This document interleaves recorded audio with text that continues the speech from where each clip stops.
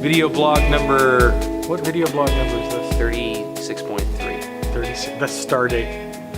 Star date. We kind of thought that we'd maybe talk about the landslide disaster up in Oso. We're here in Marysville. That's really kind of an extension of our regional community. It's all part of we're right here in the neighborhood of the Stillaguamish Valley, and most of us have connections up there. Somebody's got a connection there, yeah. Yeah. In fact, I was talking with a friend of mine in Spokane and sharing a prayer request to him and his church. And they have a lady there who lost relatives. Oh, wow. So the ripple effects are far and wide. And even if you don't have, somebody that was lost, it brings up questions, right? Like, and I think as people helpers, Rick, as pastors, we've got friends who are pastors and chaplains up there. What do we say to people when you're confronted with this level of disaster? I mean, what's kind of the legitimate, if you will, people ask questions in these terms. How should I respond? And maybe from a theological point of view, and then from an emotional point of view, what should people expect? I mean, what do you encounter when disaster hits people? Well, maybe the first thing to say about that is what you mentioned about what to say. And because I think that sometimes we're too quick to say anything. I think one of the most profound things that happened in the book of Job when he experiences just unmitigated disaster, and a big piece of it is natural. There's a natural disaster that takes his children. His friends come to him, and they're going to get criticized at the end of the story by God. But for 7 days, they come and they just sit with him and they say nothing. Just in his presence. Yep, they're just present. They're just present.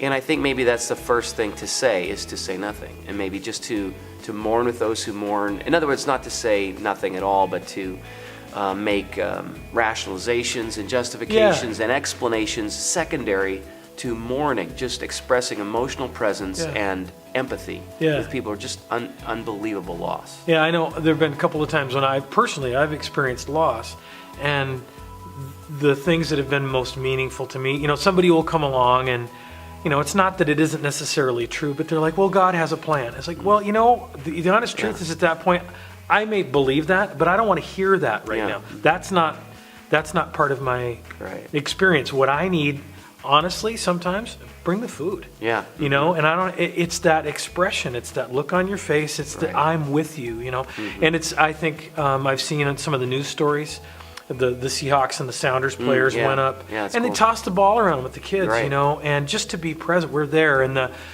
there's a reason people feel compelled to put up the ribbons and the memorials, and the emails and the Facebook posts really do have an impact. I think just the people aren't alone. And then there's going to be time, I think, as the people who are experiencing it, they'll start to ask for what they need. People are usually pretty good about that, right? I mean, hasn't it been your experience? Yeah.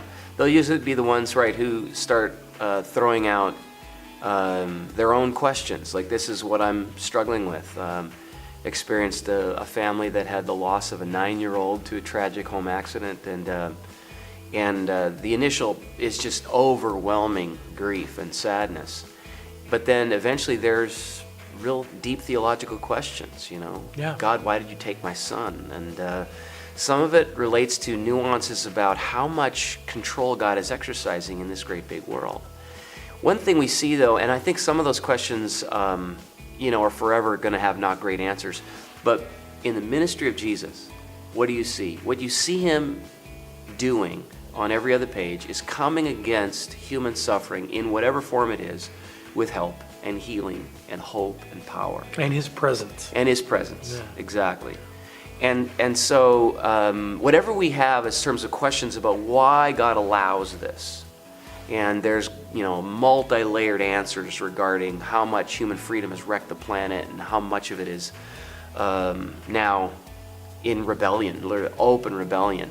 We see Jesus operating in the direction of meeting human need in the face of suffering, whatever its causes. Whatever its causes. So as Christ followers, as his disciples, that's something that we can take a cue from and make sure that we're present.